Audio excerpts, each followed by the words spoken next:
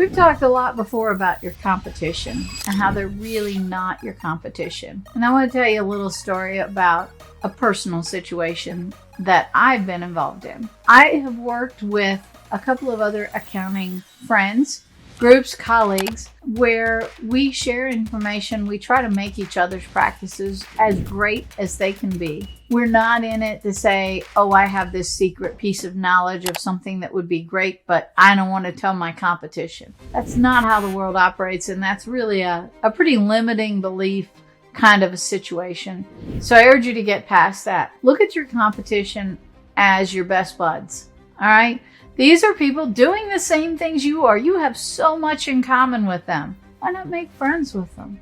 Join in. Both of you can do better together than you can do each individually separate. Now, one of our good friends that I have known for probably 25 years now is another couple. The wife is a CPA and the husband works in the practice as well and does sales and marketing. And we had a conversation the other day. We catch up every so often and see what's going on and any new finds that we have. And he said to me, I want to thank you. He said, we've been on the road traveling for 5 weeks straight now. They were on 3 back-to-back cruises and also spent a week in the Puerto Rico visiting their family. And he said, I have to thank you from the bottom of my heart because you told us many years ago that we should specialize in a particular industry niche and really dive deeply in rather than just spreading general knowledge around. And we did that.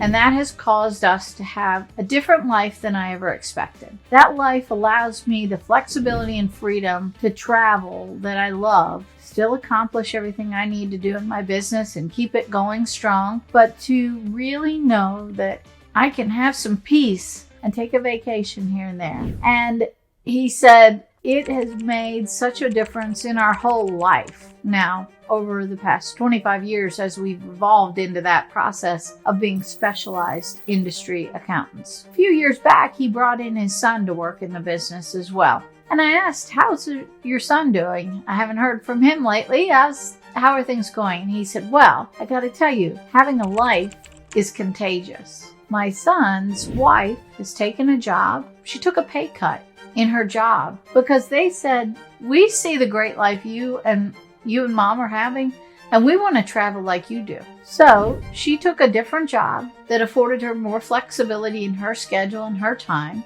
And they now do the same thing as their parents. They have figured out that they can also travel and have a good life. And it's amazing to think that in your 40s, that you could have that kind of flexibility. But being an entrepreneur and operating a business and really learning to hone your skills and make that business work for you is the key to all of this. So I want you to remember that having a life and having fun is contagious. So watch out. When you see others doing it, pick their brains a little. Like, how do you do that? Learn how. And take that group of people that you think are your competition. Those are really your best buds. Go find those people. They're your people. They're just like you in many cases. Pull them in closer. Ask what you can do for them.